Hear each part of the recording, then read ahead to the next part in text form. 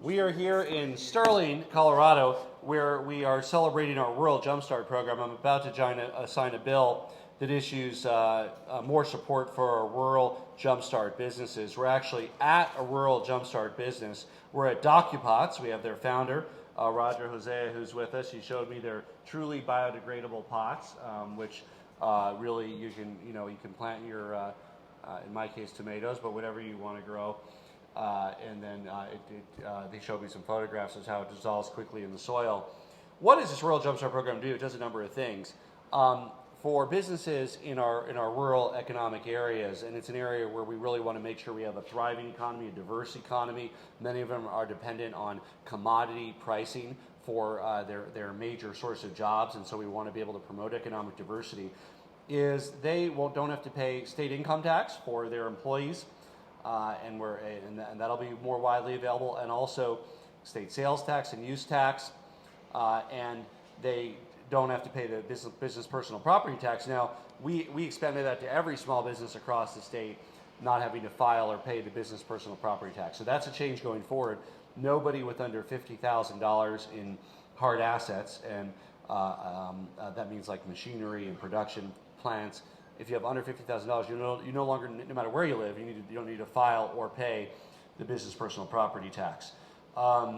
The state income tax also, thanks to the voters, it was reduced from 4.63 to 4.58% across our entire state. Rural Jumpstart businesses, their employees don't have to pay any, and we're expanding that with this new program. And I'm here with Logan County Commissioner Jane Bowder, and we're hoping that with this new Rural Jumpstart expansion, instead of one business in Logan County that is participating, there's at least 3 others that look like they're queued up to take advantage of that program as well. The other kinds of statewide tax relief that are very important is we reduce the residential assessment rate for every homeowner in the state. And then we reduce it even more for every ag property and for every renewable energy generating property. So there's even a larger reduction in the assessment rate to make sure that people aren't priced out of their own plots and their own land. But a big part of the success of rural Colorado is about entrepreneurship, it's about innovation, it's about economic diversification, so that we don't rely on those commodity pricing cycles that we don't control and we don't influence. They're subject to bigger forces. And there's times when they're good and there's times when they're not good. And we want to make sure that our rural areas are able to thrive no matter what the commodity pricing looks like. And obviously now, despite some of the drought conditions that many parts of our state are experiencing, I was able to sign a drought resiliency bill earlier today.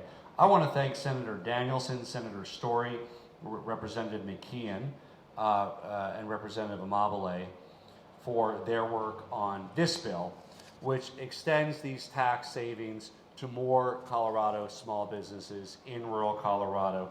Also make sure that they have access to some grants to help get them started.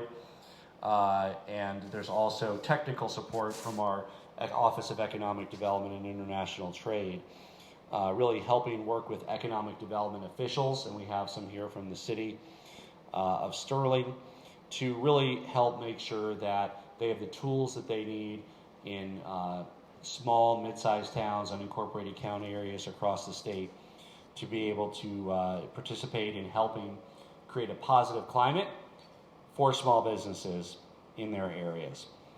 This program has already proved that it can benefit our rural communities. We just need more of it.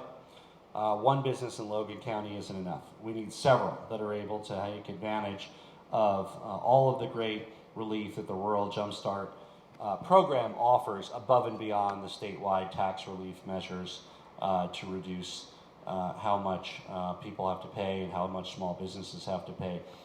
I just want to mention another one that benefits companies statewide. This is something that the state did to save companies money on their federal taxes.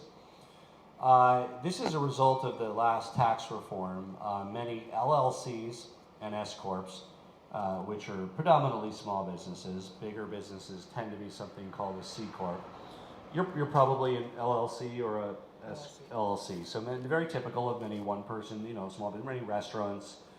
Most businesses on a main street are going to be LLC. Some might be S corps. Very few would be C corps unless they're part of like a national chain or something like that.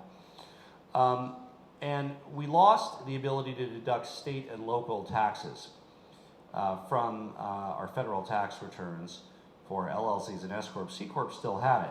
That was kind of unfair because they're generally every big multinational is a C corp. Not every C corp is a big multinational. There's certainly some small ones, but by and large, they're big companies.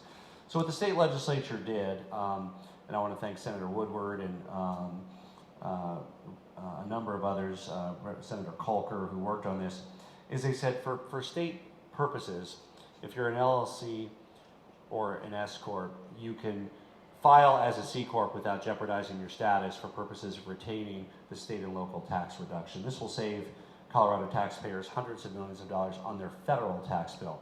Most of what we do saves them money on their state tax bill, but we found a way to allow LLCs and S corps to have the ability to save money on their federal tax bill as well. So we're very excited about that.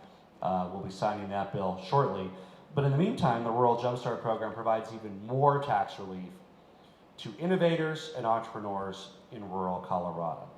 And this DocuPots is a perfect example of that. And there are going to be so many more, several more right here in Logan County, dozens and dozens across our entire state that are going to be able to create tomorrow's great jobs right here in rural Colorado. And I couldn't be more excited to sign this bill to help expand the Rural Jumpstart Program. So with that, we're going to sign the bill.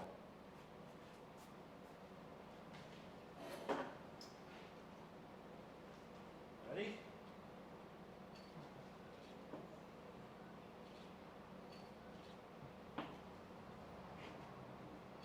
It's official. It's the law of Colorado. Congratulations, Madam Commissioner. Here you are, and you get a bill signed at your very own company there that you already benefit from, but now several others.